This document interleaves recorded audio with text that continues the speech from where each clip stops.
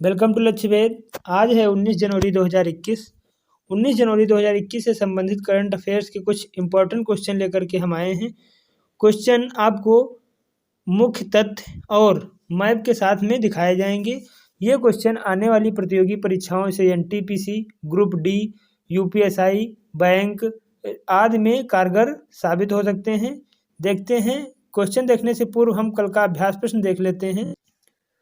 कल हमने अभ्यास प्रश्न के तौर पर पूछा था कि हाल ही में डीआरडीओ ने किसके साथ मिलकर भारत का पहला स्वदेशी 9mm मशीन पिस्तौल बनाया है। तो अभी डीआरडीओ ने भारतीय सेना के साथ मिलकर के पहला स्वदेशी 9mm मशीन पिस्तौल बनाया है। और डीआरडीओ के बारे में हमने आपको बताया था कि डीआरडीओ यानी कि defence research and development organisation यानी कि रक्षा अनुसंधान एवं विकास प्राधिकरण, इसकी स्थापना 1958 ईस्वी को हुई थी और इसका मुख्यालय नई दिल्ली में है। इसके अध्यक्ष डॉक्टर जी सतीश रेड्डी हैं। तो इस तरीके से इस प्रश्न का जवाब डी सही है, भारतीय सेना। अब आज के प्रश्न देखते हैं। हमारा आज का पहला प्रश्न है, हाल ही में किस देश ने ओपन स्काई ट्रीटी से अलग होने की घोषणा की है। तो अभी हाल ही में रूस ने ओपन स्काई ट्रीटी से अलग होने की घोषणा की है। अब ये घोषणा रूस ने की है, तो पहले मैप में देख लेते हैं।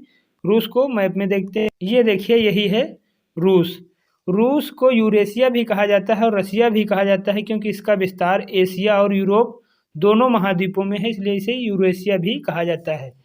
अभी रूस ने ही ओपन स्काई ट्रीटी से अलग होने की घोषणा की है। अब इसके बारे में कुछ मुख्य तथ्य देख लेते हैं। रूस की राजधानी मॉस्को है।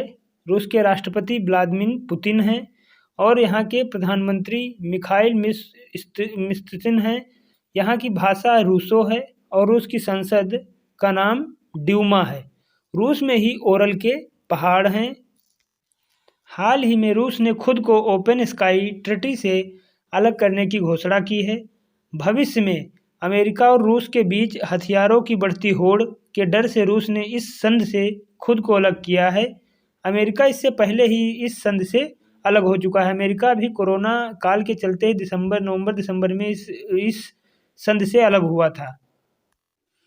1992 ईस्वी में यह संधि हस्ताक्षरित हुई थी और 2002 में यह संधि प्रभावी हुई थी। अच्छा, ओपन स्काई ट्रीटी होता क्या है? इसका मतलब यह होता है कि यह संधि सदस्य देशों, जितने भी देश इसके सदस्य देश हैं, उन देशों के असैन्य विमान को दूसरे के सैन्य प्रतिष्ठानों के ऊपर उड़ाने की इजाज़त देती है। यानी कि ऐसे देश जो इसके सदस्य देश हैं ओपन स्काई ट्रीटी के, ये उन देशों के असैन्य विमानों को, यानी कि जो उसके सेना के सैन्य विमान न हों, वे दूसरे देशों की सैन्य प्रतिष्ठानों में उड़ाने की इजाज़त देती है। ये होता है ओपन स्काई ट्रीटी और इससे अलग होने की रूस ने भी घोषणा की है। तो इस तरीके से इस प्रश्न का जवाब बी सही है, रूस।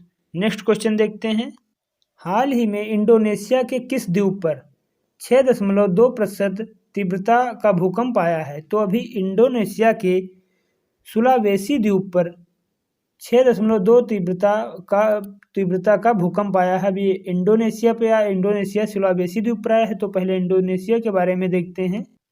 ये देखिए मैप में, यही है इंडोनेशिया। यहाँ के ही सुलावेसी द्वीप पर जो है ये भूकंप 6.2 तीव्रता का भूकंप आया है। अब इसके बारे में कुछ देख। इंडोनेशिया की राजधानी जकार्ता है और इंडोनेशिया के राष्ट्रपति जोको विडोडो हैं और यहाँ की मुद्रा इंडोनेशिया रुपया है।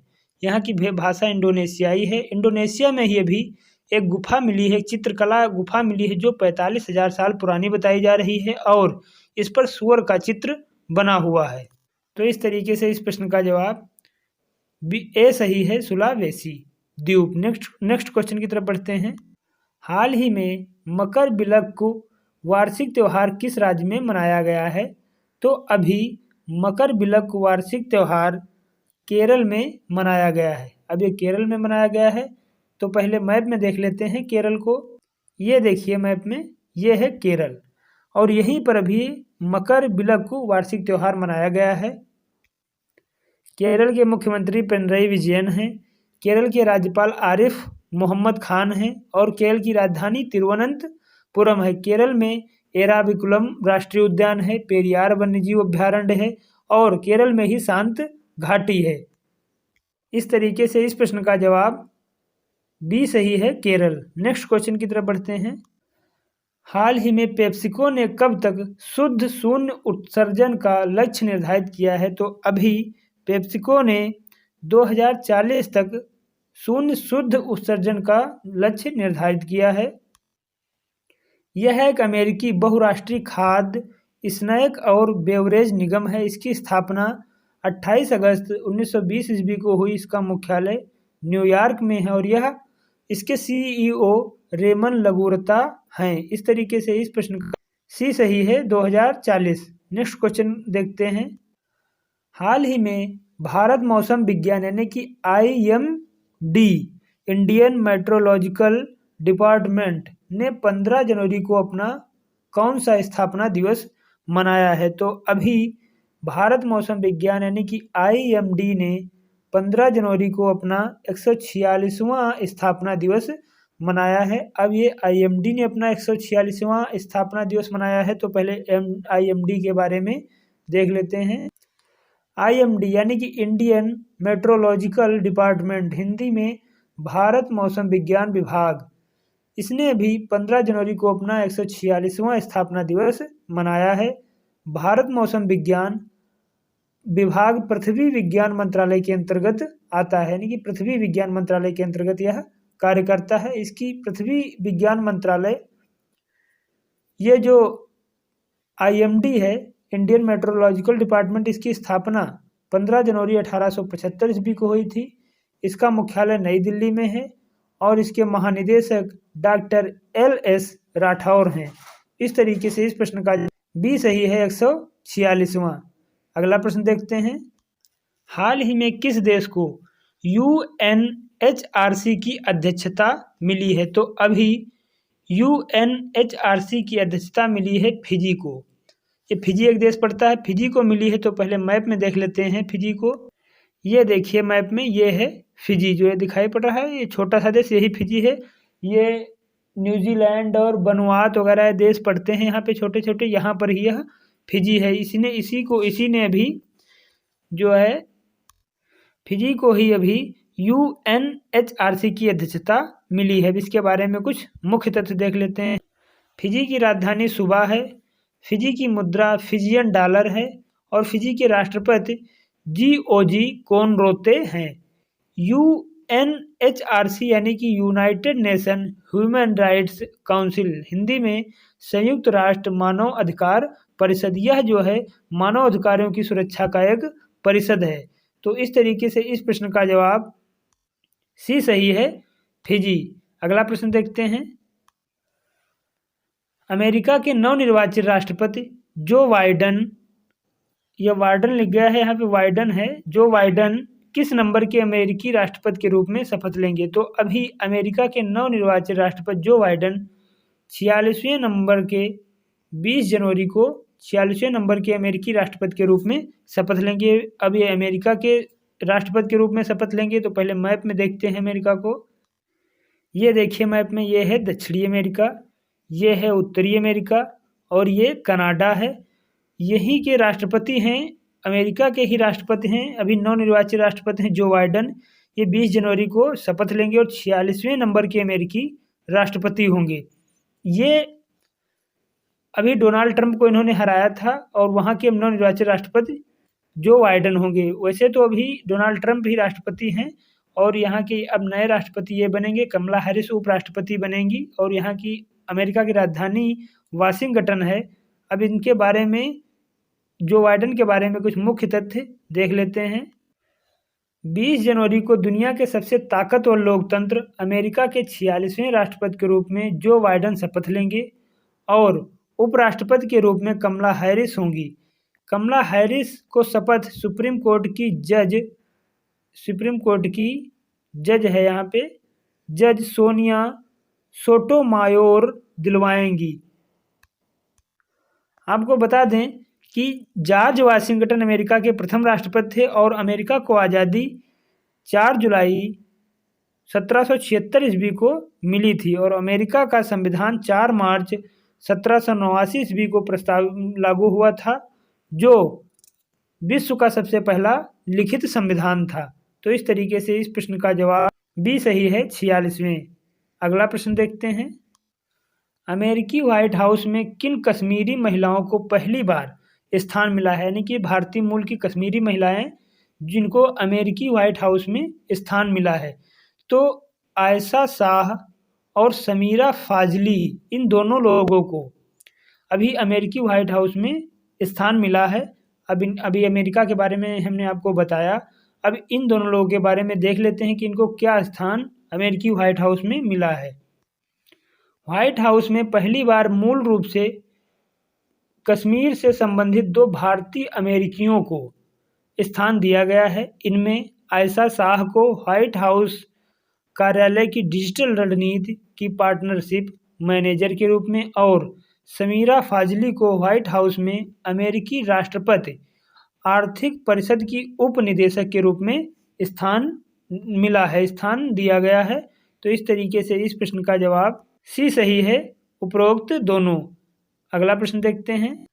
वित्त वर्ष 2020-21 में IMF यानी कि इंटरनेशनल मॉनेटरी फंड, अंतर्राष्ट्रीय मुद्रा कोष ने भारत की GDP यानी ग्रांड डोमेस्टिक प्रोडक्ट कितने % रहने का अनुमान लगाया है। ग्रास डोमेस्टिक प्रोडक्ट कितने % रहने का अनुमान लगाया है। तो अभी IMF ने भारत की GDP यानी कि ग्रास डोमेस्टिक प्रोडक्ट -10.6% रहने का अनुमान लगाया है। अब ये IMF ने लगाया है, यानी कि इंटरनेशनल मॉनेटरी फंड, अंतर्राष्ट्रीय मुद्रा कोष। IMF की स्थापना जुलाई 1945 को हुई थी और इसका मुख्यालय वाशिंगटन DC में है। इसके अध्यक्ष क्रिस्टालिना जॉर्जीवा हैं। तो इस तरीके से इस प्रश्न का जवाब बी सही है, -10.3। GDP यानी कि ऐसा उत्पाद जो एक देश की सीमाओं के अंदर होता हो उसे ग्रॉस डोमेस्टिक प्रोडक्ट कहा जाता है, सकल घरेलू उत्पाद। नेक्स्ट क्वेश्चन देखते हैं। हाल ही में दुनिया के सबसे धनी व्यक्ति कौन बने हैं। ऑप्शन दिए हैं Elon Musk, Jeff Bezos, Mukesh Ambani या जोंग सैनसेन। तो अभी दुनिया के फिर से सबसे धनी व्यक्ति बन गए हैं जेफ बेजोस। इन्होंने अभी एलन मस्क को पीछे छोड़ा है। अब ये जेफ बेजोस दुनिया के सबसे धनी व्यक्ति बने हैं। अमेजन के संस्थापक जेफ बेजोस फिर से दुनिया के सबसे अमीर व्यक्ति बन गए हैं। उन्होंने टेस्ला और स्पेस एक्स के संस्थापक एलन मस्क को पीछे किया है। कुछ दिन पहले ही एलन मस्क ने बेजोस से पहले नंबर का ताज छीना था, यानी कि अभी कुछ दिन पहले एलन मस्क दुनिया के सबसे धनी व्यक्ति बने थे। Forbes real time billionaire index की ताज़ा रिपोर्ट के अनुसार जेफ बेजोस की संपत्ति $181.5 मिलियन हो गई है, जबकि एलन मस्क की संपत्ति $179.2 मिलियन है। फोर्ब्स के रियल टाइम बिलियनेयर्स रैंकिंग से हर रोज पब्लिक होल्डिंग्स में होने वाले उतार चढ़ाव की जानकारी मिलती है। अब इसके बारे में किसका कौन सा स्थान है, इसके बारे में आपको हम एक लिस्ट दिखा देते हैं। ये देखिए, जेफ बेजोस प्रथम नंबर पे हैं $181.5 अरब संपत्ति के साथ, और एलन मस्क दूसरे नंबर पर हैं। बर्नार्ड अर्नल्ड एंड फैमिली तीसरे नंबर पर हैं। बिल्स गेट्स चौथे नंबर पर हैं। मार्क जकरबर्ग जो कि फेसबुक के संस्थापक हैं 5वें नंबर पे हैं। और जोंग सैनसेन जो चीन के हैं, एशिया महाद्वीप के प्रथम सबसे धनी व्यक्ति हैं और ये 6ठे नंबर पे हैं। और वारेन बफेट 7वें नंबर पर हैं। लैरी एलिसन 8वें नंबर पर हैं और लैरी पेज 9वें नंबर पर हैं। मुकेश अंबानी का स्थान 10वां हो गया है। हालांकि ये अभी 12वें स्थान पर थे, लेकिन अब इनकी संपत्ति में सुधार हुआ है और ये 10वें नंबर पर आ गए हैं। तो इस तरीके से इस प्रश्न का जवाब बी सही है, जेफ बेजोस। अब आज का अभ्यास प्रश्न देख लेते हैं। हमारा आज का अभ्यास प्रश्न है कि हाल ही में किस देश ने पनडुब्बी लॉन्च बैलिस्टिक मिसाइल का अनावरण किया है। ऑप्शन दिए हुए हैं भारत, जापान, उत्तर कोरिया और दक्षिण कोरिया। इस प्रश्न का जवाब आप कमेंट बॉक्स में लिखना ना भूलें। यदि आपको इस वीडियो में कोई डाउट हो, कोई दिक्कत हुई हो, तो आप उसको कमेंट बॉक्स में लिखिए, आपकी समस्या का हल किया जाएगा। यदि वीडियो आपको अच्छा लगा हो, हेल्पफुल लगा हो, तो आप इस वीडियो को लाइक, शेयर और सब्सक्राइब जरूर करें। धन्यवाद।